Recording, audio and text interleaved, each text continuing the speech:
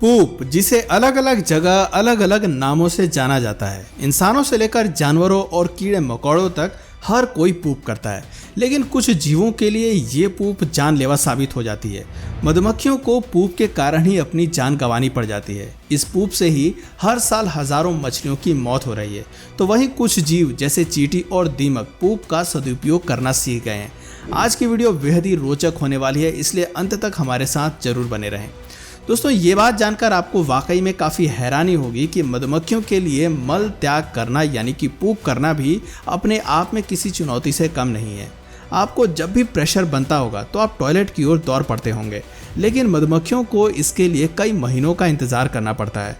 सर्दियों में मधुमक्खियाँ अधिकतर समय अपने छत्ते में ही व्यतीत करती हैं। यहाँ पर उनके सामने पूप करने की समस्या खड़ी हो जाती है। आमतौर पर मधुमक्खियाँ उड़ते हुए कहीं पर भी पूप कर देती हैं। वो जिन दीवारों पर या फूलों पर बैठती हैं वहीं पर अपनी गंदगी छोड़ देती हैं। कई बार दीवारों पर आपको गंदगी के निशान नजर आ जाएंगे। मधुमक्खियों की पूप देखने में पीले रंग की होती है और ये चिपचिपी भी होती है। गर्मियों के मौसम में मधुमक्खियों को कोई समस्या नहीं होती, लेकिन सर्दियों में परेशानी इतनी बढ़ जाती है कि मधुमक्खियों की मौत भी हो जाती है। विंटर सीजन में छत्ते के बाहर टेम्परेचर काफ़ी कम हो जाता है। मधुमक्खी यदि उड़कर बाहर जाएगी तो वो ठंड में फ्रीज हो सकती है और ज़्यादा लंबी दूरी वो एक बार में तय भी नहीं कर पाती। दूसरा ऑप्शन होता है कि वो छत्ते में ही पूप कर दे, लेकिन इसकी परमिशन सिर्फ क्वीन बी को ही होती है। अन्य मधुमक्खियां छत्ते में पूप नहीं कर सकती, क्योंकि पूप करने से कई प्रकार की बीमारियां फैलने का डर लगा रहता है और यदि वो छत्ते में गंदगी करती हैं तो उनकी सफाई करने वाला भी कोई नहीं होता। ऐसे में उन्हें स्प्रिंग आने का इंतज़ार करना पड़ता है। कई महीनों तक वो पूप नहीं कर पाती। हालांकि अब मधुमक्खियों को इस चीज़ की आदत हो गई है। कई बार बीमार मधुमक्खियां छत्ते में ही पूप कर देती हैं। उनके पास कोई और ऑप्शन नहीं होता। यूँ मान लीजिए कि किसी मधुमक्खी को दस्त लग जाए तो भला वो क्या ही करेगी। छत्ते से बाहर जा नहीं सकती तो उसके पास वहीं पूप करने का ऑप्शन बचता है। इस मामले में चींटियां काफ़ी सिस्टमैटिक तरीके से काम करती हैं। रिसर्चर्स ने चींटियों के नेस्ट पर काफ़ी रिसर्च की और पाया गया कि वो वेस्ट मैनेजमेंट में काफ़ी अच्छी होती हैं। चींटियां अपना वेस्ट नेस्ट के बाहर रखना ही पसंद करती हैं। यहाँ तक कि मरी हुई चींटियों की बॉडी और खाने के वेस्ट को भी वो बाहर कर देती हैं। पूप करने के लिए उनके नेस्ट के एक हिस्से में जगह होती है। ये अपनी पूप को हमेशा बाहर नहीं करते। चींटियों की पूप नॉन हैजार्डस होती है। ऐसे में इनसे किसी भी प्रकार की बीमारी फैलने का खतरा नहीं रहता है। कई बार ऐसा देखा गया है कि चींटियां अपने लार्वा को पूप फीड करती हैं। पूप से वो न्यूट्रिशंस एक्सट्रैक्ट करती हैं और लार्वा को खिलाती हैं।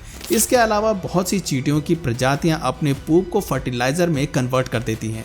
चींटियों की पूप एक बेहतरीन फर्टिलाइज़र के तौर पर भी काम करती है। यहाँ पर दीमक बिल्कुल अलग तरह से काम करते हैं। वो अपने वेस्ट को सेल्फ डिफेंस सिस्टम की तरह यूज़ करना सीख गए हैं। दीमक ने अपने वेस्ट से एंटीबायोटिक्स तैयार कर ली हैं। ये एंटीबायोटिक इंसान से उनकी हिफाजत करते हैं। इंसान पिछले कई सालों से दीमक को मारने का तरीका खोज रहे हैं। पिछले 50 सालों में 125 से अधिक ग्रुप्स और 35 से ज़्यादा देश दीमक को ख़त्म करने के उपाय ढूंढ रहे हैं, लेकिन उन्हें सफलता अभी तक नहीं मिली, क्योंकि असल में दीमकों की पूप उनकी जैविक हथियारों से रक्षा करती है। इंसानों के अंदर भी कई प्रकार के बैक्टीरिया पाए जाते हैं जो बीमारियों से उनकी रक्षा करते हैं। ठीक ऐसा ही दीमक के साथ भी होता है। यहाँ पर फ़र्क सिर्फ इतना है कि इंसानों में बैक्टीरिया बॉडी के अंदर होते हैं और दीमक में बॉडी के बाहर। जिस तरह दीमक या अन्य जानवर एंटी माइक्रोबियल से खुद को बचा रहे हैं, वो इंसानों के लिए एक चिंता का विषय है। इससे एंटीबायोटिक्स बेअसर हो रही हैं। दोस्तों, मधुमक्खियों को कई बार हॉर्नेट के हमले का डर सताता है। हॉर्नेट एक प्रकार का ततैया ही होता है। ततैयों का एक झुंड कई बार मिलकर मधुमक्खी के छत्ते पर अटैक कर देता है। मधुमक्खियाँ भी खुद को प्रोटेक्ट करना सीख रही हैं और इसमें भी एशियाई मधुमक्खी सबसे आगे हैं। क्या आप जानते हैं कि ये मधुमक्खियाँ खुद को कैसे प्रोटेक्ट करती हैं? शायद आपका अंदाज़ा ठीक है, और वो चीज़ है पूप। मधुमक्खियाँ अपने हाइव्स के छत्ते के बाहर ढेर सारी पूप इकट्ठा कर देती हैं। न सिर्फ अपनी बल्कि अन्य जानवरों की पूप भी वो लाती हैं और एंट्रेंस के बाहर चारों ओर बिखेर देती हैं। चिकन या अन्य जानवरों की पूप से इन्हें कोई परहेज नहीं होता। इस पूप की बदबू और गंदगी के कारण हॉर्नेट मधुमक्खियों के घर से दूर रहते हैं। वैसे तो कीड़े मकोड़ों को दुर्गंध से ज़्यादा फर्क नहीं पड़ता, लेकिन हॉर्नेट को पड़ता है। शायद ही आपने पहले कभी सोचा होगा कि पूप की मदद से कोई जीव खुद की रक्षा भी कर सकता है। दोस्तों, पूप से हमारी प्राचीन धरोहरों को भी नुकसान पहुंच रहा है। इन्हीं में से एक है ताजमहल, जिसे प्यार की खूबसूरत निशानी माना जाता है। हर साल देश विदेश से लाखों सैलानी ताजमहल की सुंदरता का दीदार करने के लिए आते हैं। जब सैलानी आते हैं तो वो सफ़ेद संगमरमर से बने ताजमहल की दीवारों को छूते हैं। वायु प्रदूषण भी लगातार बढ़ रहा है, इससे संगमरमर के रंग में फर्क देखने को मिल रहा है। इतना ही नहीं, कीट पतंगों से भी इस ऐतिहासिक स्मारक को नुकसान पहुंच रहा है। आपको जानकर हैरानी होगी कि ताजमहल को कीड़ों से बचाने के लिए इसमें कोई लाइट नहीं लगाई गई है, क्योंकि लाइट की रोशनी से कीड़े अट्रैक्ट होते हैं और इसके दीवारों को डैमेज करते हैं। यही काम अब साइड में बहने वाली यमुना नदी में मौजूद उड़ने वाले कीड़े कर रहे हैं। पहले कीड़ों को मछलियां खा जाया करती थीं, लेकिन अब प्रदूषण के कारण मछलियां कम हो गई हैं और गंदगी में इंसेक्ट्स की उत्पत्ति ज़्यादा होती है। एल्गे और शवों की राख का मिश्रण हवा में उड़ता है, जिससे ताजमहल की दीवारें गंदी हो रही हैं। सफ़ेद संगमरमर का रंग हरा और पीला होता जा रहा है।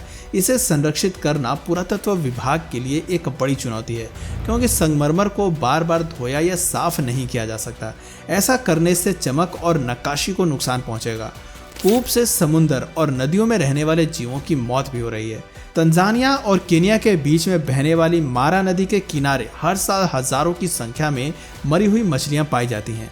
पहले ऐसा लगता था कि किसानों के पेस्टिसाइड से मछलियों की मौत हो रही है, लेकिन रिसर्चर्स ने पता लगाया कि इसका किसानों से कोई लेना देना नहीं है।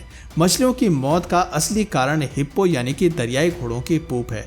हिप्पो कई बार इतनी अधिक मात्रा में पूप करते हैं कि नदी में सफोकेशन हो जाती है और मछलियों का दम घुटने लगता है। रिसर्च के मुताबिक मारा नदी में 4000 हिप्पो रोजाना 8.5 टन मल पैदा करते हैं, और वो भी सिर्फ 62 मील के हिस्से में। ड्राई मौसम में जब भी पानी कम होता है तो नदी और आसपास के इलाके में सिर्फ हिप्पो की पूप ही नजर आती है। इस पूप से समुद्र में ऑक्सीजन लेवल कम होता है और अमोनिया, मीथेन, हाइड्रोजन सल्फाइड की मात्रा बढ़ जाती है। फिलहाल वैज्ञानिकों के पास इस समस्या को दूर करने का कोई उपाय नहीं है। क्या आप सोच सकते हैं कि एडवांस टॉयलेट के कारण एक सबमरीन डूब भी सकती है? यानी पूप के कारण बात लोगों की जान पर आ जाती है।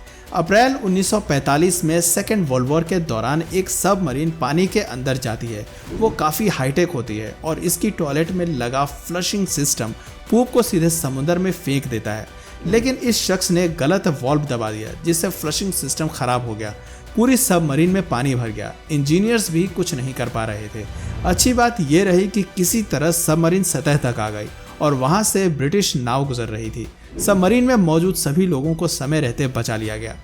दोस्तों, साइंटिस्ट कई बार ऐसा प्रयोग करते हैं जिन्हें जानकर बेहद ताज्जुब होता है। दुनिया में मौजूद सभी ज़रूरी प्लांट्स के बीजों को इकट्ठा कर वैज्ञानिकों ने एक तिजोरी में रखा हुआ है। अब कुछ वैज्ञानिक कह रहे हैं कि इसी तरह की तिजोरी इंसानों की पूप की भी होनी चाहिए। इसमें दुनिया के अलग अलग देशों और कोनों में रह रहे लोगों की पूप के सैंपल्स होंगे। इससे माइक्रोबियल डाइवर्सिटी को प्रोटेक्ट करने में मदद मिलेगी। ऐसा भी पाया गया है कि बढ़ती बीमारियां जैसे कि डायबिटीज़, अस्थमा, एलर्जी, मोटापा, सूजन, अल्जाइमर और ऑस्टिम से इंसानों की पूप में मौजूद माइक्रो ऑर्गेनिजम्स में बदलाव आ रहे हैं। चीन में तो यूरिन की सैंपल टेस्टिंग भी शुरू की जा चुकी है, जिससे लोगों को उनके यूरिन के बारे में अच्छे से पता चल सके। शॉपिंग मॉल्स और पब्लिक प्लेस के यूरिनल्स में सेंसर्स लगाए गए हैं। जब भी कोई शख्स यूरिन करता है तो डिस्प्ले पर उसका यूरिन का कंपोजिशन आ जाता है कि उसमें कितना कैल्शियम, ग्लूकोज, प्रोटीन या अन्य चीज़ें मौजूद हैं। यूरिन से इंसान के स्वास्थ्य के बारे में भी पता लगाया जा सकता है। तो दोस्तों, ये थी हमारी पूप से रिलेटेड आज की वीडियो। उम्मीद करते हैं आपको ये पसंद आई होगी। पूप के जितने फ़ायदे हैं उतने ही नुकसान भी हैं, लेकिन ये चीज़ प्रकृति का हिस्सा है और इससे छुटकारा पाना इतना भी आसान नहीं है। हालांकि हमें साइंस और साइंटिस्ट पर विश्वास करना चाहिए और यकीनन पूप वेस्ट मैनेजमेंट के बारे में एक दमदार सलूशन ज़रूर लेकर आना चाहिए। आज के लिए बस इतना ही। दोस्तों, आपकी पूप वेस्ट मैनेजमेंट को लेकर क्या राय है नीचे कमेंट सेक्शन में ज़रूर बताइए। और अगर इस वीडियो से आपको कुछ नया जानने या सीखने को मिला या फिर इंटरेस्टिंग लगा तो प्लीज़ इस वीडियो को एक लाइक करके अपने फ्रेंड्स और फैमिली में से ज़रूर शेयर करें। और यदि आप इस चैनल पर नए हैं तो प्लीज़ इस चैनल को सब्सक्राइब करके बेल नोटिफिकेशन आइकन को ऑन कर लीजिए, ताकि हमारे आने वाले वीडियोज़ आप मिस ना करें। मिलते हैं फिर किसी वीडियो में नए टॉपिक के साथ। तब तक के लिए नमस्कार।